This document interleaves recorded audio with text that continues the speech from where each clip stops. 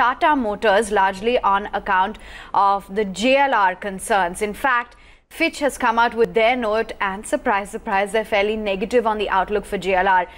JLR, if you will, for Tata Motors off late has definitely been quite a stumbling block, and it seems like Fitch is only reaffirming that. So first up, they have revised their outlook to negative. They have affirmed the long-term IDR rating at BB+. In fact, for the long term, they believe that it's going to be a negative cash flow for the next 2 years from JLR, and they expect a gradual recovery to positive, but that's only going to begin by FY21. So they've given a number of reasons as to why they're attributing this sort of a negative stance on JLR. It's going to be the revenue, which is going to decline by close to 5% in FY19. Even the product mix, they see a deterioration over there, so that's a big negative. In terms of the recovery that they were talking about, the mid to high single-digit recovery, that's only going to be evidenced in FY20, FY21. Not just that, the EBIT margin is going to rise by just about 2% in FY19, and there's going to be a gradual recovery that will be witnessed. The payout ratio as well will remain at about 25%.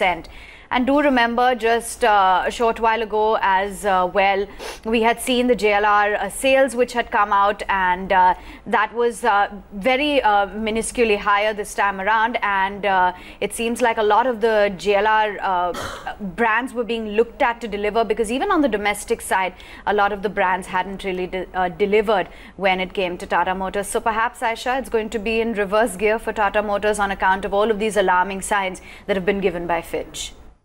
Yeah, but you know, one really wonders as to how much lower is the stock going to go from here. The fact that this has been a status quo really, while it definitely has moved in a cycle, but if you just look at the last 7-year history, Tata Motors is still as is at 260 thereabout levels. So I don't know how much more weakness are you going to see in the stock from here onwards as well. Yeah, there may be some sentimental pressure, but I guess what the market wants to bet on now is what they're going to do about the domestic business.